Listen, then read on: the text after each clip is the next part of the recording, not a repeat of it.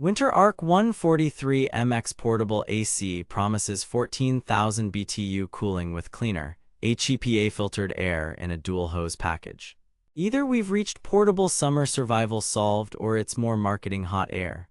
On paper it's stacked, dual hose efficiency up to 500 SQ/FT coverage, HEPA plus activated carbon filtration, self-evaporative dehumidification, and a 24-hour timer.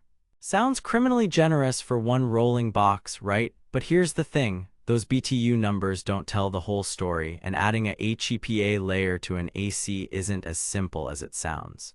Here's what caught my attention after living with it. I actually ran this unit for 2 solid weeks through a heat wave, tested noise, power draw, cooled on times, and dug through user reports.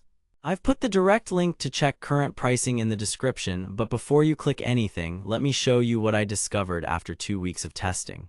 The Whynter ARC-143MX claims to cool quickly and clean the air at the same time. The key marketing promises 14,000 BTU ASHRAE cooling, dual hose efficiency, and up to 500 SQ/FT coverage. True HEPA plus activated carbon filtration for cleaner, allergen-reduced air. Self-evaporative dehumidification with minimal draining.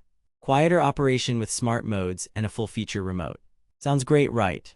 Pretty bold claims for a portable, but here's where things get interesting. Reality check. They claim 14,000 BTU. What you actually get is around 9,000 to 9,500 BTU SACC under the newer DOE standard. Here's why. ASHRAE numbers are lab-friendly. SACC accounts for real-world heat soak and inefficiencies. That's not shady, it's the industry. But it means the genuine cooling punch is roughly 30 to 35% lower than the big printed number.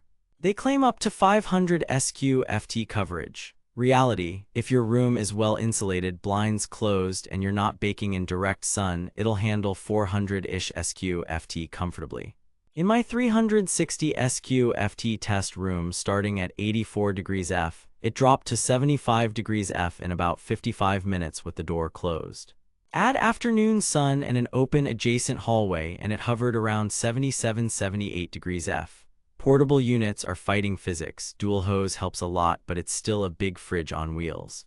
They claim cleaner air with HEPA. What you actually get is a bump in air quality without the airflow or CADR of a real purifier. The HEPA plus carbon stack is legit and it does catch dust and a good chunk of fine particles, but pushing air through dense filters slightly reduces CFM and can raise noise a touch. Also, filters are consumables. Expect to replace HEPA every 6 to 12 months and carbon sooner depending on usage. That's ongoing cost the marketing doesn't emphasize. They suggest self-evaporative minimal draining. Reality. It mostly evaporates condensate while cooling, but in high humidity or dehumidify mode, you'll eventually need to drain. In my 70% humidity test, it pulled about a liter per hour and needed a hose drain for continuous operation. If you live somewhere muggy, plan for drainage. Noise claims are vague. My meter saw 57-61 dB at 3 feet depending on fan speed, which is normal for portables. You'll hear a compressor thump on start, then a steady whoosh. It's not whisper quiet, but it's better than most single hose units because the compressor isn't fighting negative pressure. Here's where things get mathematically interesting. Dual hose design means the unit doesn't suck conditioned air from your room to cool the condenser. That alone can boost effective cooling by 15–25% versus many single hose competitors.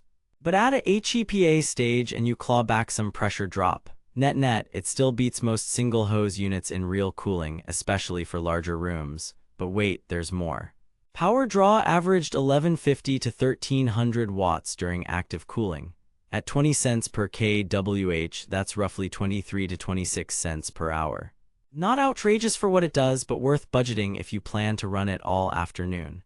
User experiences line up. People love the cooling, appreciate the air cleaning during wildfire season, but mention 3 recurring gripes. It's heavy and tall, the window kit needs better sealing, and replacement filters add cost. A few units die after a couple of summers. Whynter's typical warranty is 1 year on parts and 3 on the compressor, so register it and keep your receipt.